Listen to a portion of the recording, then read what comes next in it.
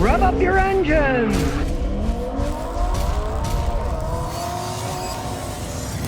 Today, we got a 2022 Explorer ST. What does the ST mean? Are the Explorers good cars? Well, I bought this thing used. We're going to go through the whole thing so you can make a wise decision. Now first, it's a 3-liter high-performance, dual turbocharged engine. This is a 2022, so you don't have to worry about the internal water pump inside the engine, and when it breaks, water gets in the engine, destroys the engine. This has an external water pump. Now, if you follow any of the news, Ford got sued for the early ones that had internal water pumps, and of course, they won on legal technicalities with very expensive lawyers, right? Saying, oh, no, that's not a bad design. Well, if it was such a great design, how come they got rid of it? Went back to the old style? They're not going to admit anything themselves, but this is a much better design. It doesn't have it. It's outside. The water pump starts leaking. You can see it rattling. You can hear it. And if it breaks, the coolant goes on the ground. It doesn't go in the engine oil and destroy your engine. So, realize that. Don't be fooled by the old ones, but if you're buying a used one, my advice is, stick 2020 up, because the older ones did have the 3.5 liters with the internal water pumps that would destroy the engine when they broke. So you don't have to worry about that. This thing's got 55,000 miles on it now. He hasn't had any problems with it yet. Just oil changes. Yes, Beanie ST. It's got beefed up brakes, beefed up suspension, just like the police version. Their suspension system, it's a pretty good suspension system. It's just like the beefed up ones that the police have. It's got nice coil spring, independent suspension. It's got 21-inch wheels. And unlike the early Explorers that rode like trucks, because they were trucks, the original ones, they've sold over 8 million of these. Been making them a long time. These things have a very nice ride to them. It does have the 10-speed transmission, but they seem to have perfected it pretty much. The early ones, they had a lot of problems with, but he likes this, especially when he puts it in sport mode, because then it has really crisp shifts. He admits it's kind of loosey-goosey if you have it in the economy mode, but let's face the facts. Goes out and buys an ST to drive like somebody's grandmother. Now we'll check the inside out. It's in excellent shape. Got lots of bells, whistles. He likes the captain's seats, and of course, it's got real third-row seats in the back. Cool graphics. Look at the graphics. Ford performance. We'll start her up. Take a look around. We know the hood's ajar because I got it open. Now, it does have an electric parking brake. I'm not a fan, but they all have it now.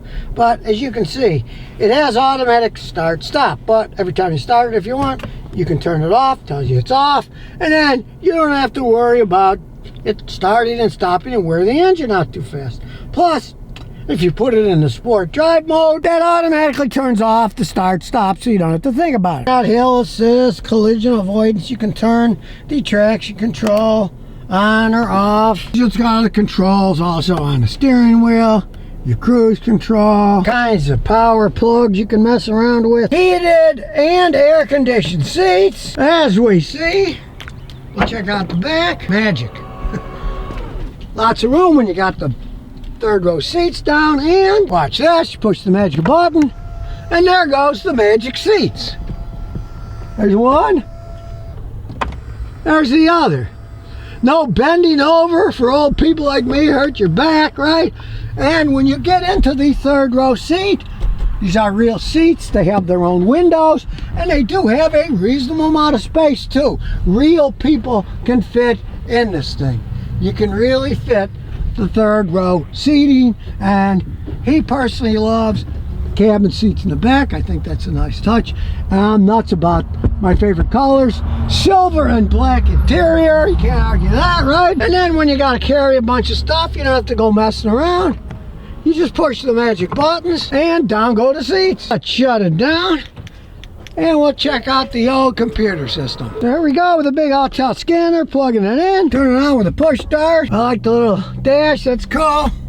Some people don't like the vertical, they like the horizontal. This came with a vertical. The newer ones you can get it with horizontal. And here we go. It's setting itself up.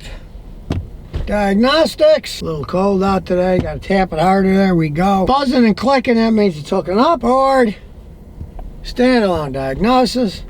Here we go. Explorer. EcoBoost. Gas turbocharged. Direct injection. 3 liter. 2022. EcoBoost is complex. We can do a full topology scan. Here we go. While it's doing it, we'll just take another look around. I like the black and silver stitching. That looks nice. If you're a sunroof fan, has a gigantic sunroof in it. I'm not big on sunroofs, but if you are, it's got a big one. Plenty of air conditioning ducts and heating ducts. All right, this car was actually bought at an auction. It's got 9 codes, so let's start and see if any of them mean much. Lost communication with accessory protocol interface module. Okay, now, like I said, this was a salvage car, so what we're going to do is we're going to erase all the codes, see if any of them come back when we drive it, because salvage cars, so many things could have happened to them, have been fixed or electronics messed with and never reset. Gear shift, position air, gear shop, solenoid, actual range performance. Again, if this thing had anything done to it, if it had been in a wreck, wasn't reset right, it's going to trip codes, so I'll erase those codes too. You can hear it clicking, checking solenoids. Invalid data received from anti-lock brake system, control module A. He hasn't had any braking problems. I'm assuming this was all from previous damage to the car that was never reset, because I noticed the right side of the car has been repainted, so there was damage, even though, you know, the Carfax didn't say anything. That doesn't mean anything these days. There's a lot of information they never access. Misfire and startup, first 1,000 revolutions. Like I say, these things were probably never reset, because he has no complaints about drivability, running problems at all since he's had it. He's put 4,000 or 5,000 miles on it. The next code, see what they say. Private communication network. Control module. Okay, we'll get rid of that too. He did mention that he was using his phone for any kind of traveling and stuff that he had hooked up to his phone. He said that some of that control module stuff didn't work right, and stuff he didn't even care about. Said it anyways. We'll see if any of it comes back. Again, telematics, customer connectivity settings, synchronization with human machine interface, passenger seat cushion temperature sensor.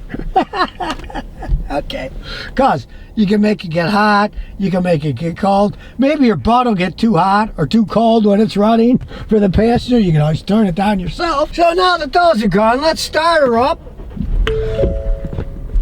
We'll go back to the main data, PCM. We'll enter the system and look at live data. See, it takes a while to set the live data up because these EcoBoost twin turbo V6s have an awful lot of information in them, and it takes a long time to set it all up on the computer to then see what's happening. And of course, I'm turning the automatic start stop off because it also makes fixing cars and analyzing them a bit harder. It keeps shutting itself off. I'm waiting.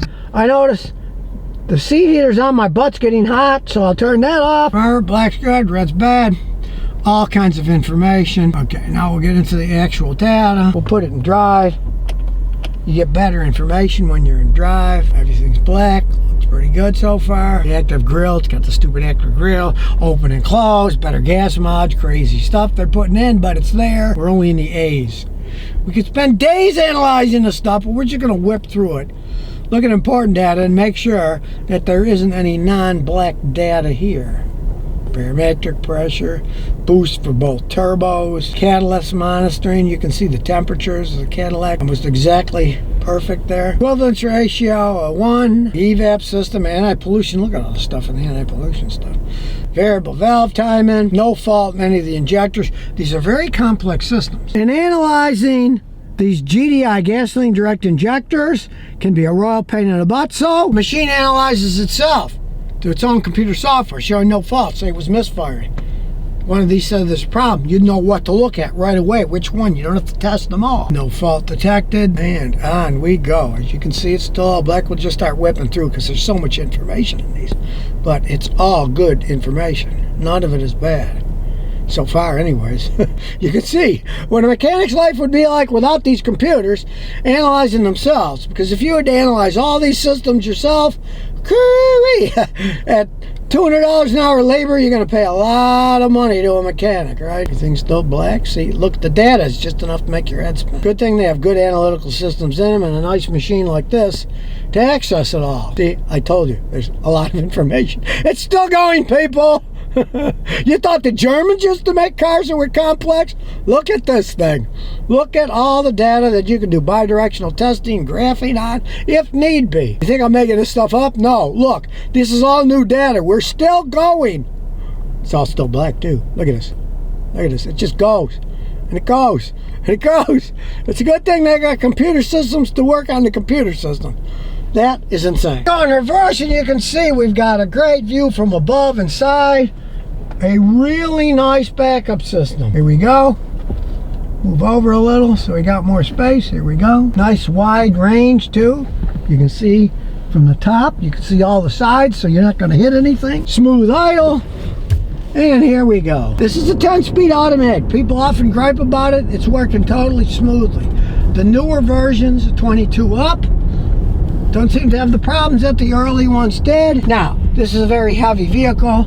It has Ford's version of the all-wheel drive system, so it's not a gas miser, but he gets like 23, 24 best on the highway going the speed limit. And for something this big and heavy, hey, that's what you're gonna get. Now, this thing's rated at 400 horsepower, so should have some get up and go when we get to our little drag strip. In this case, we're gonna look behind us too.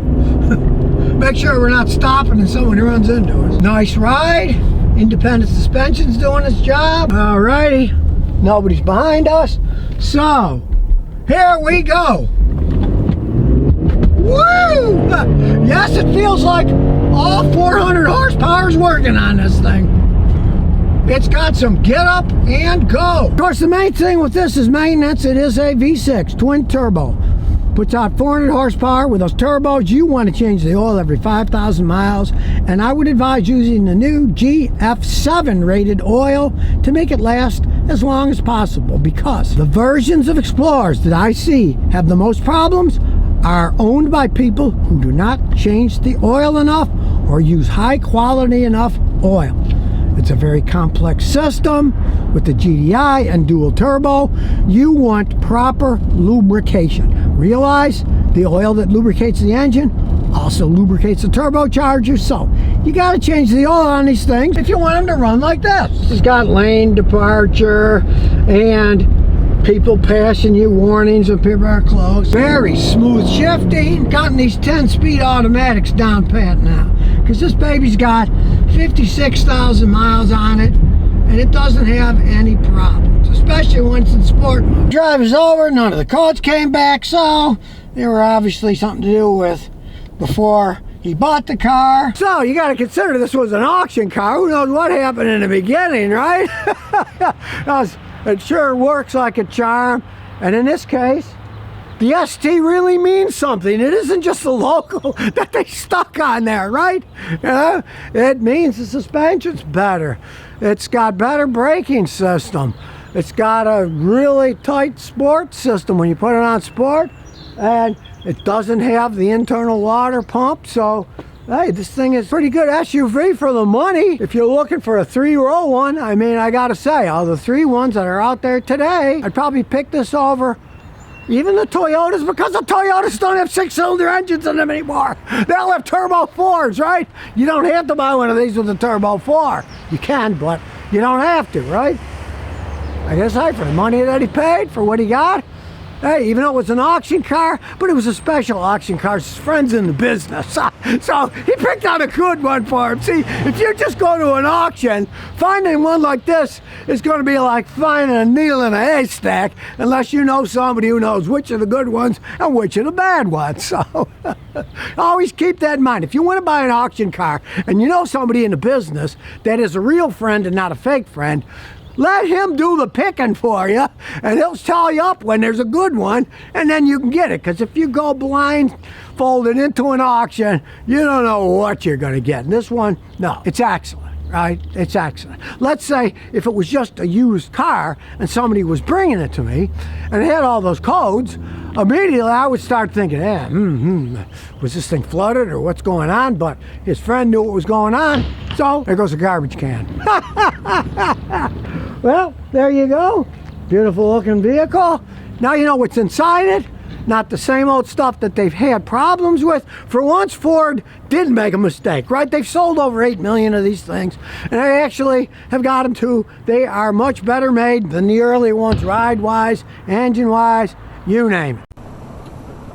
So if you never want to miss another one of my new car repair videos, remember to ring that bell.